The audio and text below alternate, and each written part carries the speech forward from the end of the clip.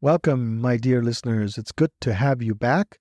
In this episode, I will review the metrics that matter most within Google's revamped GA4 analytics platform. I've structured this episode around key categories. Instead of looking at individual metrics and going through them, I basically divide them up into key categories. I came up with 6 categories and help you basically look at them from a strategic standpoint so you can track performance and then pinpoint paths for driving growth for your website, whatever that growth looks like or whatever that growth means to you. So we'll be talking about metrics like acquisition metrics. We'll be talking about engagement metrics. We'll be talking about monetization metrics, as well as user-centric metrics and conversion metrics and content metrics and things like that. So these are very high-level buckets, but within those are specific metrics, and I'll give you an idea for what those metrics are, what you need to do to optimize for those metrics, and how you can use those metrics to basically improve the performance of your website. But most importantly, also to help you improve your campaigns, help you improve even your service, help you improve the content that you put on your website, and ultimately increase the ROI of your website and the ROI of your various marketing campaigns. So I'm very thrilled today to help you tap into this GA4's analytics metrics and help you take your business to the next level. So tune in and let's get started. Welcome to the latest episode of Corner Your Market. I'm your host, Silas Kimide. In this podcast, I talk about all things digital marketing, from website design and development to SEO and PPC, as well as paid advertising, email marketing, social media, and anything in between. If you're a small business owner, a marketing manager in a company, or an entrepreneur, this podcast is for you. So tune in every Thursday at 10 a.m. You'll gain some practical insights, new strategies, tactics, and tools that will help you grow your business. To subscribe, go to corneryourmarketpodcast.com and select the podcast app of your choice. Then you can hit subscribe within those apps. That again is corneryourmarketpodcast.com. Also, don't forget to like and share our individual episodes. You can also leave a review in the app once you've listened to one of our episodes.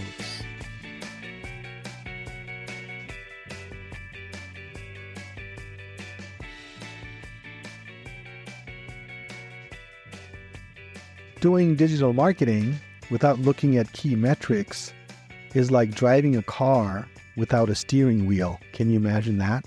You have no control over the direction or even assessing progress. In that regards, key metrics in digital marketing guide strategic decisions, right? Think of it this way. Doing digital marketing without looking at key metrics is also like playing sports without keeping score.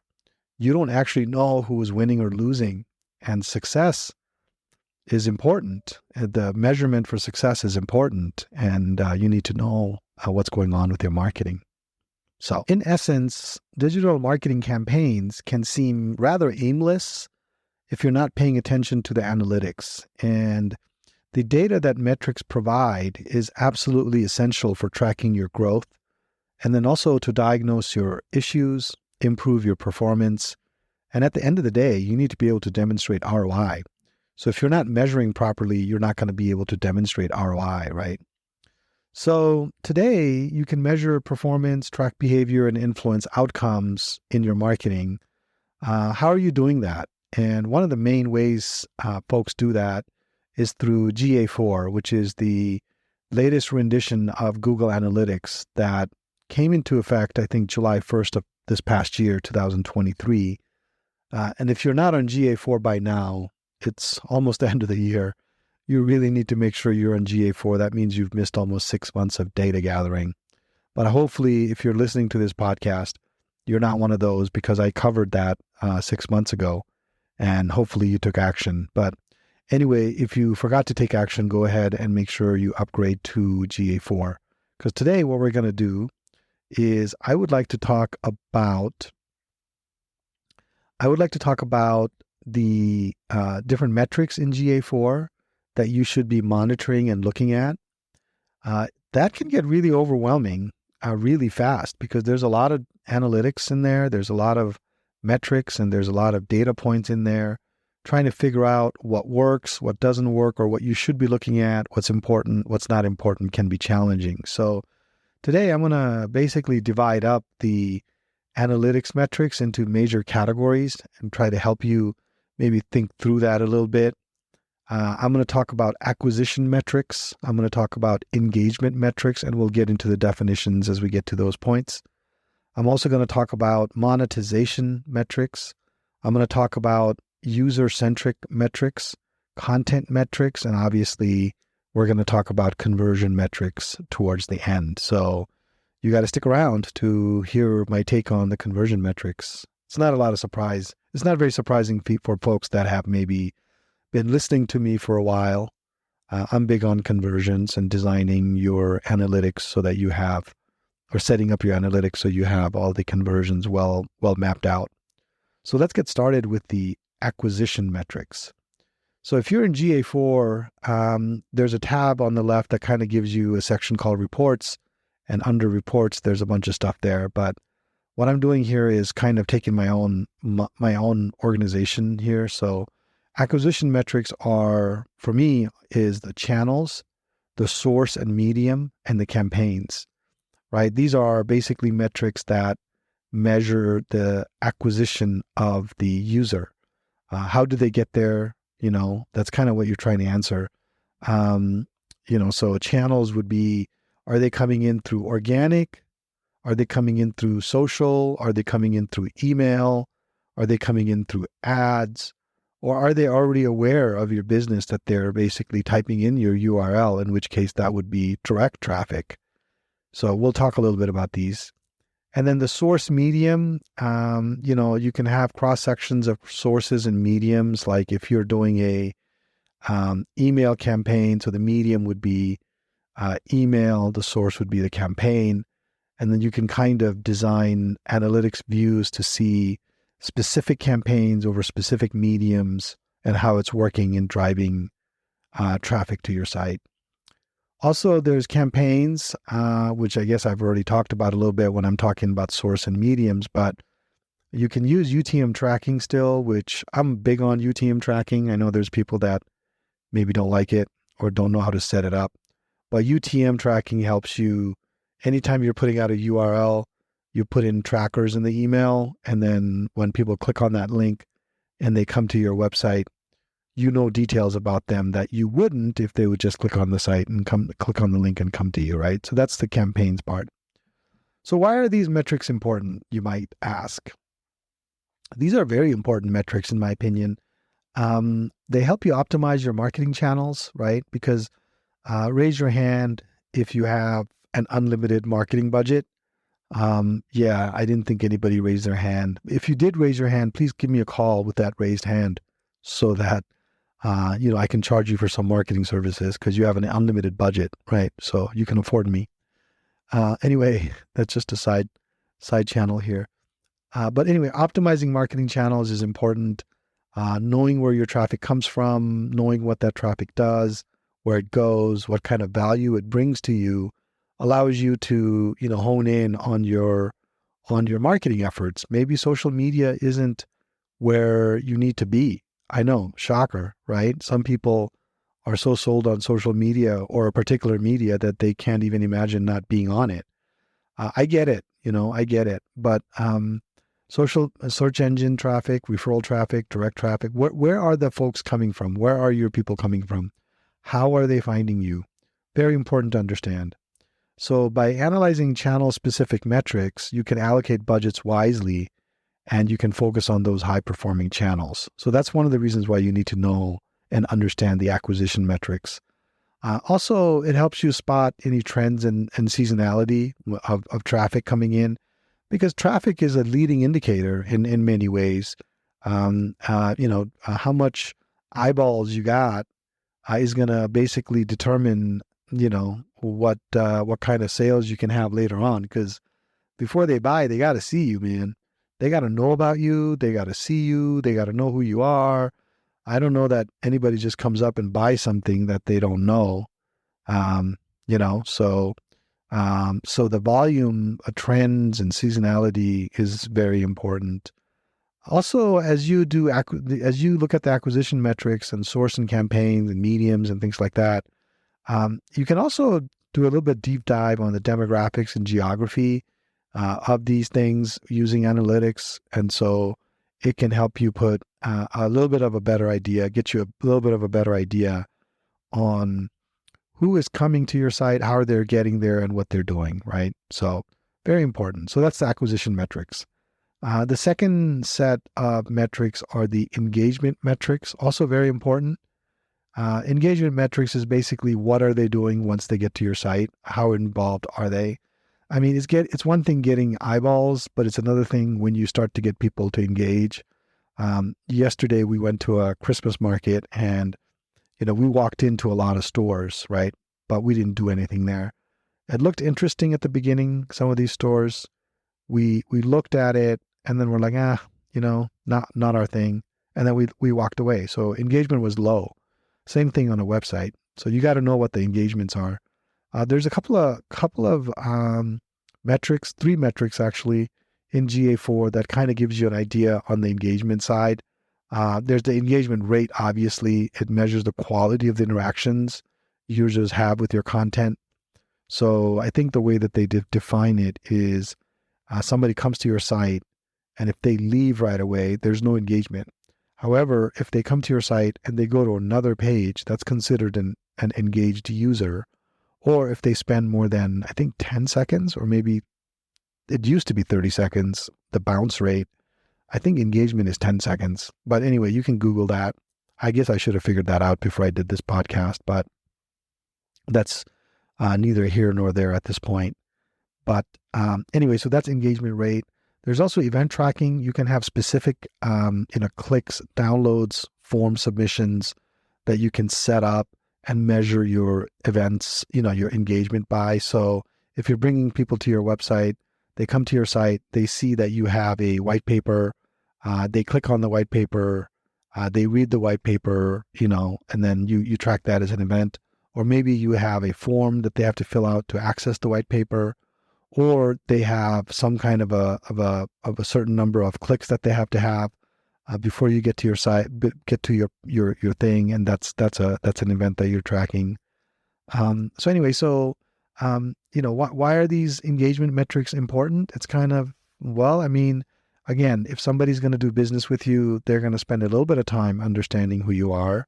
They're gonna do a little bit more research. They're gonna read a little bit. They're gonna click around a little bit, right? Nobody just buys or calls or fills out a form without really understanding who you are. So those engagement metrics can be telling in terms of how successful or how well your website is doing. The user experience, I think, is another element of what you can get from these engagement metrics is high engagement rate. Maybe you have a low engagement rate and you could do some UX changes to your website. Maybe they just can't see the call now button, or maybe the call now button is not where it needs to be, or maybe the download PDF button is too hidden or inaccessible or it's not rendering on mobile devices. That happens, right? So looking at your engagement metrics can help you refine your user experience, your UX. Also content quality. It's an indicator of the quality of your content. If they're not spending any time on your website, then it could be one of two things. One is you were not relevant at all. They're looking for mousetrap and they came to shotgun, and I'm not looking for shotgun, I'm looking for a mousetrap.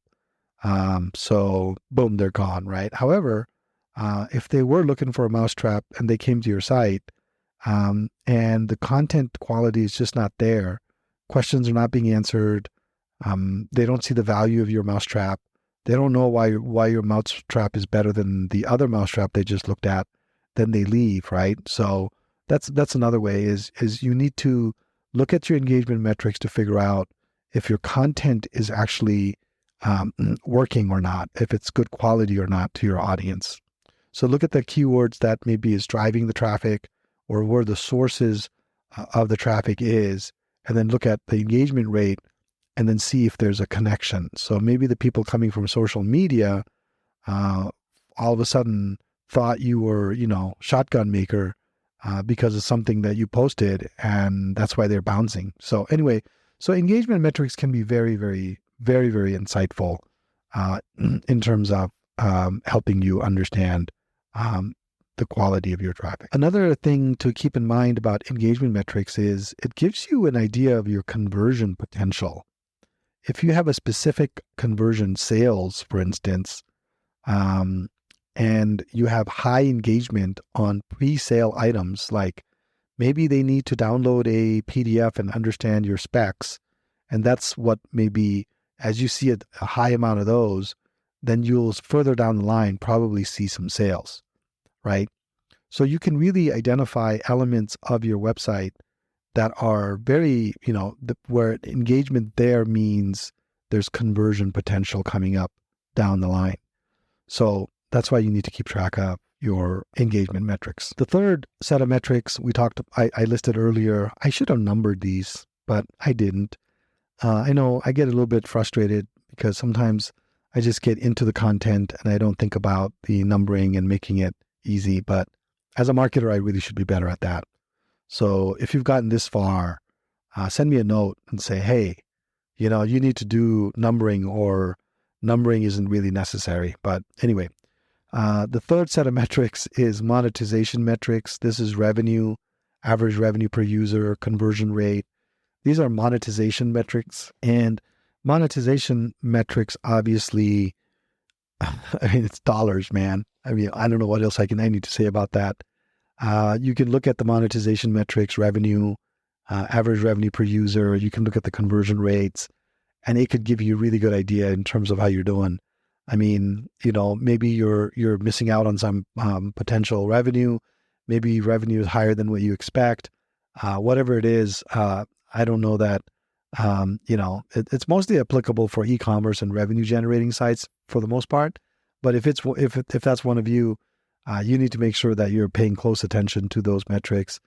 And I'm going to be honest with you, sometimes the GA4 revenue metrics may be off.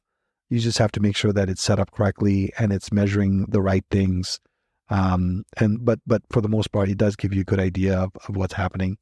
I got a call recently from another third-party analytics company saying, if you're using GA4 as a sole measure of your monetization metrics, then you're doing it wrong. And I'm like, I don't know, man. GA4 does a pretty decent job.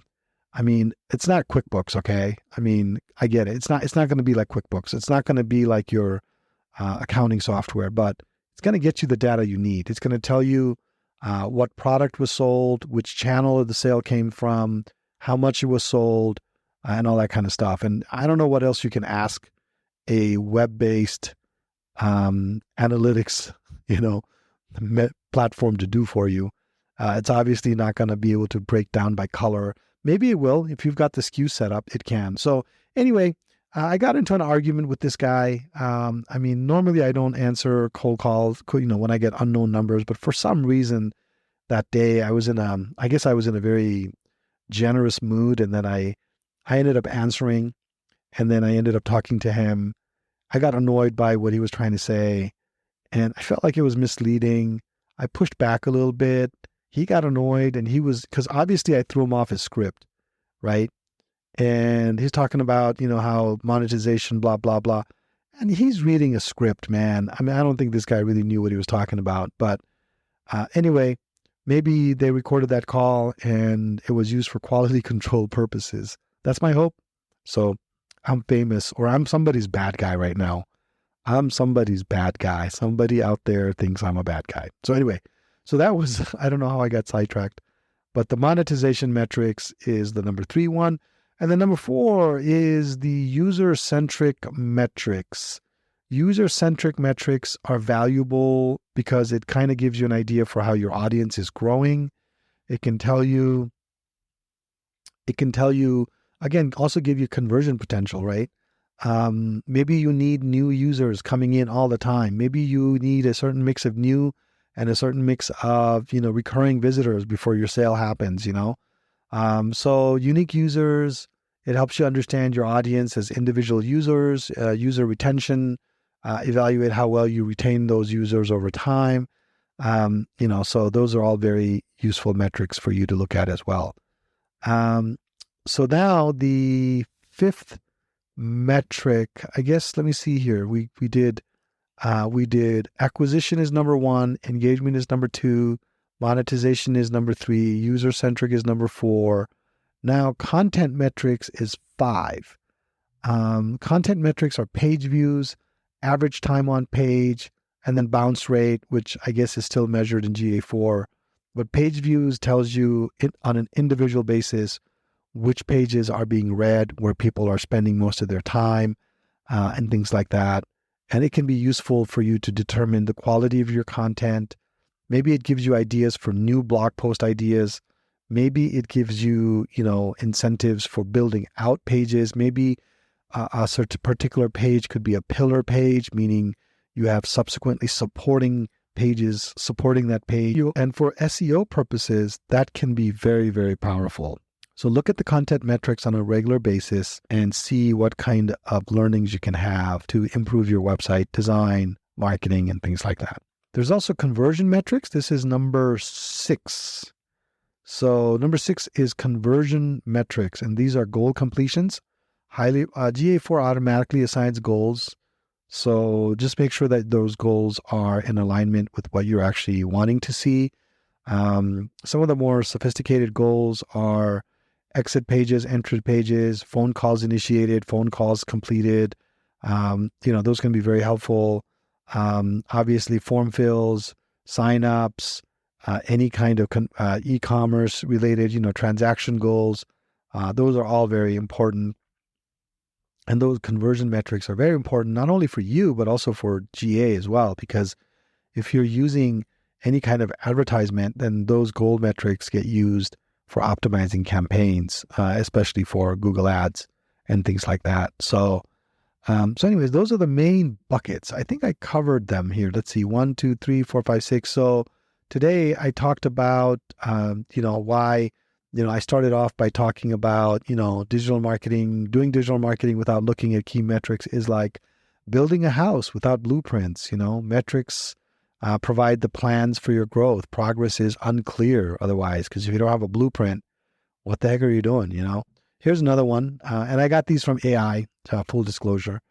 Doing digital marketing without looking at key metrics is like cooking without tasting. You can't refine recipes and assess outcomes, right? I personally don't like to taste when I'm cooking. However, I do it at the very end, usually to see if I got enough salt in. But anyway, some people do it along the way, I guess. Depends on what you're cooking.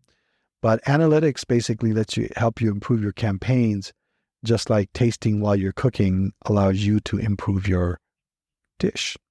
So anyway, so today we talked about Google Analytics. We talked about GA4 metrics that you should be looking at. And instead of just making a list of all the different metrics in GA4 and the ones you should be looking at, I divided it up into 6 buckets and gave you an idea for what you should be monitoring. So you should be looking at acquisition metrics. You should be looking at engagement metrics. You should be looking at monetization metrics. You should be looking at user-centric metrics. You should be looking at content metrics. And finally, you should be looking at conversion metrics. So with that, I hope this information was very helpful to you. I look forward to, connecting with you again next week. Until then, happy marketing.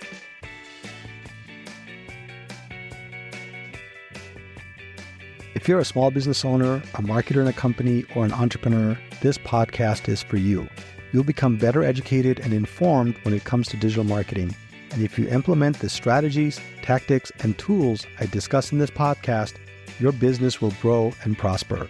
To subscribe, go to corneryourmarketpodcast.com. That again is corneryourmarketpodcast.com. You can also search for Corner Your Market in Apple Podcast, Spotify, Google Podcast, or wherever you get your podcast, and you can subscribe through those apps. Also, don't forget to like and share our individual episodes. You can also leave a review. Finally, I would love to hear from you, so if you have any questions, feedback, or general comments about the topics I discuss, feel free to send me an email. I will be sure to share and discuss your feedback on the air if it will benefit our listening audience.